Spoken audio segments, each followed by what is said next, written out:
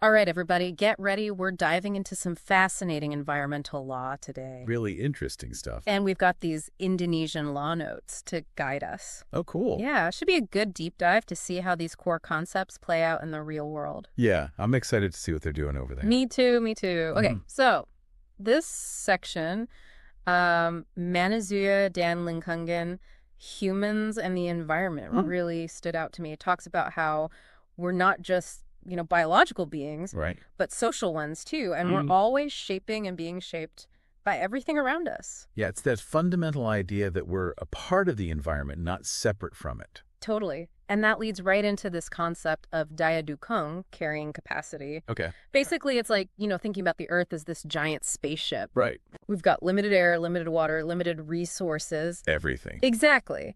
So how much can our planet really handle before things start to break down? Yeah, daya dukung.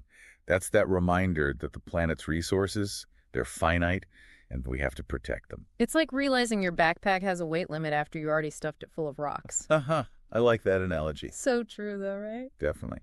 And speaking of resources, the source material also talks about lingkungan hidup.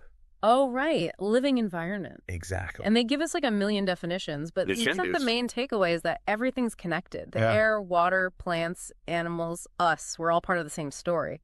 Absolutely. And that's really reflected in how Indonesian law actually defines lingkungan hidup. It's in their Undang Nomor 32 Tahun 2009, which is their law number 32 of 2009. Okay.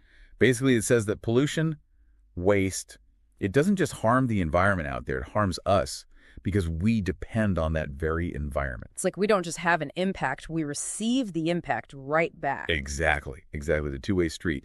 And this is really deeply woven into Indonesian environmental law.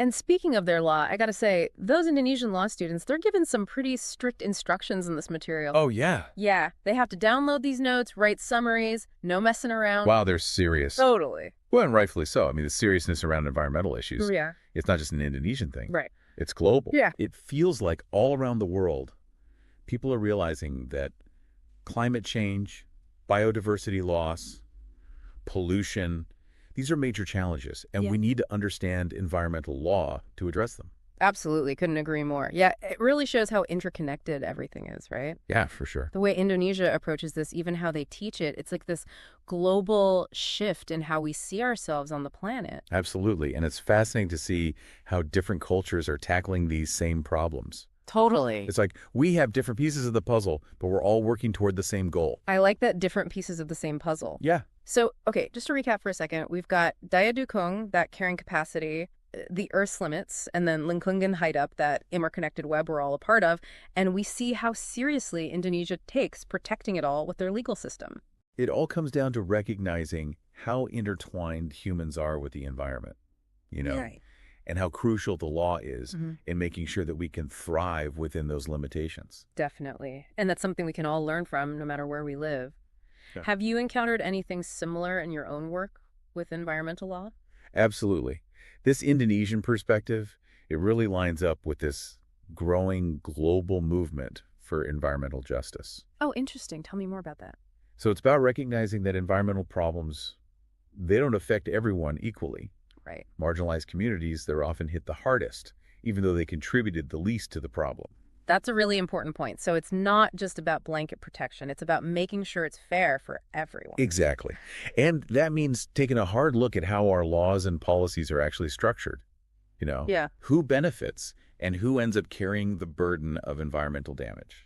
This makes me think about how we often focus on those individual actions, like using less plastic or driving less, Right. which is important, don't get me wrong. Of course. But it seems like these bigger systemic issues, like you said, environmental justice, that needs to be addressed on a much larger scale. Absolutely. Yeah. Individual actions, they're important, but they can only get us so far. We need strong environmental laws to drive real change. So how do we bridge that gap between individual action and these larger systemic changes? It seems like this idea of lingkungan hidup, that interconnectedness, could play a role. Definitely. Recognizing lingkungan hidup means understanding that our choices have ripple effects. Yeah. Even small actions, they contribute to the bigger picture of environmental justice. And that can empower us to demand more from our leaders and push for change. It's about seeing ourselves as part of a collective movement. So it's not about feeling powerless. It's about channeling that awareness into action. Exactly. It's about recognizing that we all have a role to play in creating a better future for everyone, both through our own choices and by advocating for change. I like that. It's about taking action. So as we wrap up our deep dive into Indonesian environmental law, what's the key takeaway for our listeners today? I think the biggest thing to remember is that idea of interconnectedness we keep coming back to. Right. Daya Dukung reminds us that we're sharing resources like a bank account. And Lingkungan Hidup shows us that what happens on one side of the planet affects us all.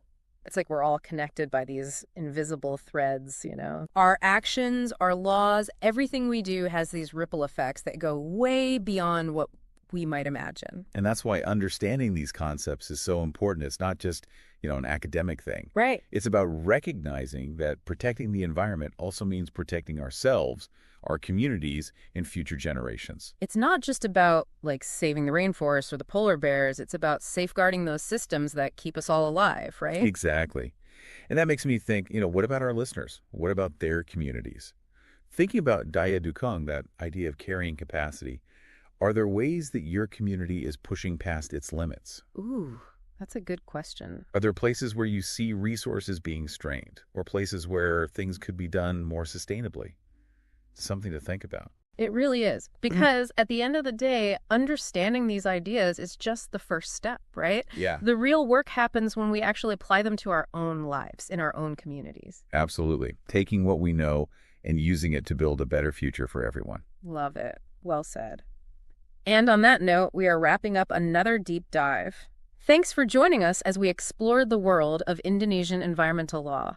Until next time, keep those brainwaves buzzing.